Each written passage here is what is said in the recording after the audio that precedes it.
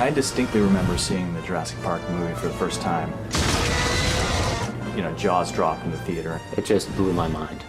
I got to see dinosaurs, and this time they were real. We'd been doing tests for a few years in CG and trying to sort of see what could come next. And there's a big step between doing a chrome figure to doing a skinned animal. And that was the leap we had to make.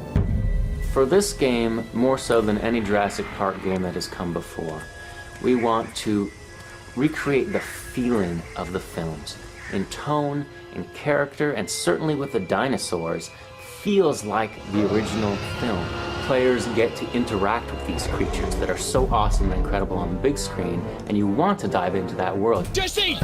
The T-Rex is like right on your heels snapping at you, and if you don't get out of the way, you are going to get chomped. If you're not on your toes and the dinosaurs get the better of you, things can end quite poorly.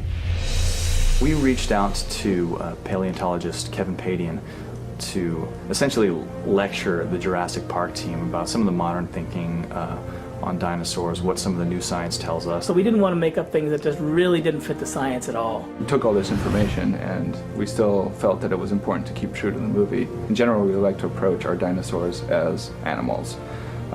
They are very scary, but they're not monsters. They follow their nature.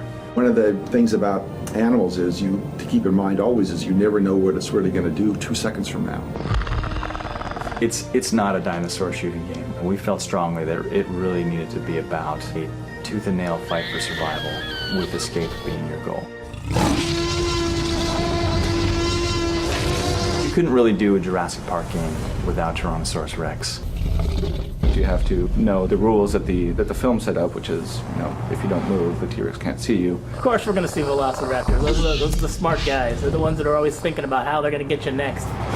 They're clever girls, very clever girls. Now there is a new threat in the park, a new dinosaur that nobody's ever seen before. The new dinosaur that we're introducing to Jurassic Park is one of the most fascinating dinosaurs in the fossil record. It's a nocturnal hunter. It hides in the shadows. So the jungles are even scarier, kind of knowing that there's something out there that's stalking you, kind of waiting for just the right moment to come in and attack. When you're first bitten, the poison rapidly results in disorientation, confusion, and hallucinations.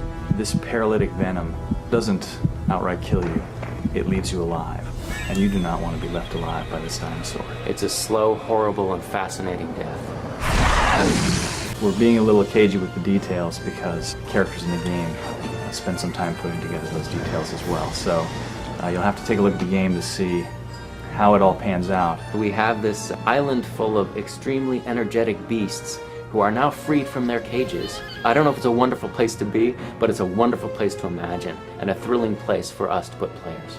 So if you want to go back to Isla Nublar, this is your opportunity.